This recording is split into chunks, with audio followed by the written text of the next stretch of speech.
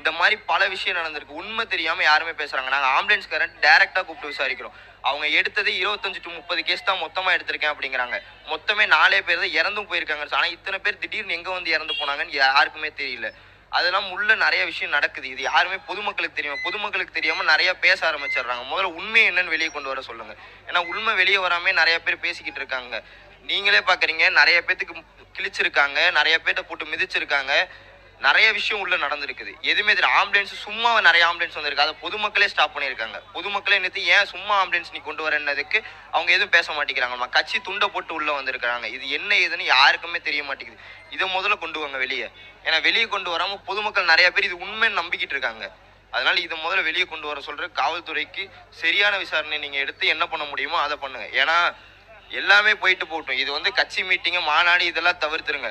ஒரு பொதுமக்கள் ஒரு ரசிகனை பார்க்க, ஒரு தலைவனை பார்க்க, ஒரு ரசிகனை பார்க்க வராங்க